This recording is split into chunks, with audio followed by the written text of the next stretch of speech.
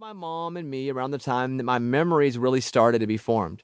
So I have only fleeting impressions of him here and there, but no full-on memories. No ball playing, no whoopings, no you'll eventually get girls to like you, or you can't date that many girls at once. By the way, Amy, my co-host and the moral compass of my show, sets me straight on that one. So yeah, I don't know my dad. He's never been part of my life. It's sad. So sad that I decided to turn it into a joke in my stand-up act. And this is the joke. It's called The Saddest Joke I've Ever Written. And you have to imagine me, I'm on a stage and there are a couple thousand people watching and I've been making people laugh through the last 45 minutes or so. And I say that this is the saddest joke I've ever written. So I was on Facebook yesterday and I was looking at the tab that says people you may know, and my biological father popped up. I didn't. And then people sit there awkwardly. Then I follow it up with this joke here. I say, I'd like to now do an impression of my biological father. And then I walk off stage. In my mind, the joke was a real hit, even though it confused the audience because they didn't know whether to laugh or groan or feel sad. But I love that. I love creating any sort of emotion. I love to make people confused. I love to make them question if they're supposed to laugh. Just to make people feel that's what I love to do, which often means taking them out of their comfort zone. Jokes aside, when it comes to not having a dad, I have been sad, angry, resentful, apathetic, and then sad again. That's a cycle I've repeated for about the last 30 years of my life.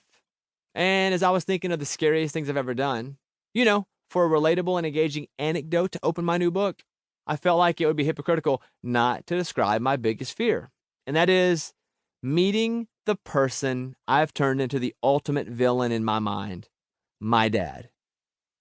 I let my anger and I let my fear keep me from ever reaching out to him.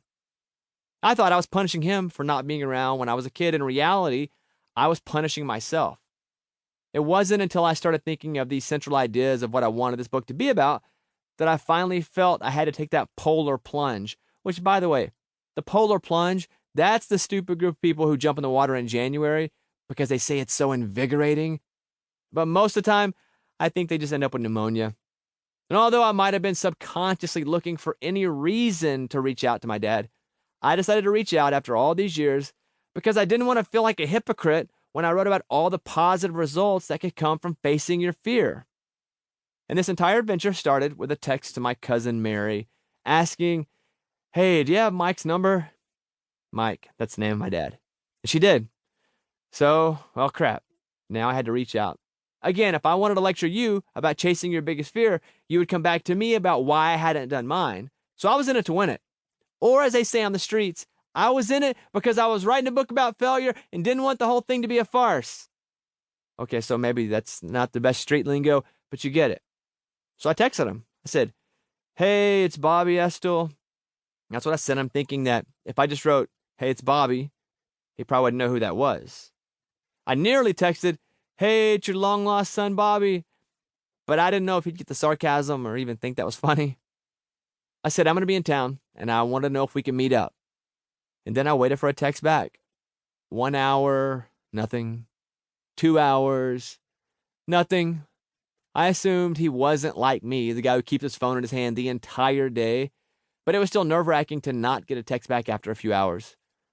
I mean, I had really put myself out there sending that message. The least I would expect was an answer, even if the answer was, "Nah." I was traveling that day, so I didn't have a lot to do except stare at my phone, which made time drag by even slower, and it made my anxiety ramp up even more. I began to think he wasn't going to text me back at all. Rejected again. But finally, after 4 hours and 23 minutes later, but who's counting, right? I got that text. "That sounds good. Let me know." What did that mean? Sounds good? And let me know? And why did he take 4 hours to get back to me? Was he on a job site? Was he getting an MRI? Was he trapped in a well? Or did it actually sound not good to him? I don't know what I was expecting, really, for him to write back, "Wow, wow, wow, wow, wow, wow, wow, wow, wow, smiley face, glad to hear from you. I've been meaning to text you for the last 30 years, but I couldn't find your number, smiley face." Nah. But still, over the next few days, I distanced myself from my nagging doubts, and if there were an Olympic sport in compartmentalizing emotions, I'd take down my...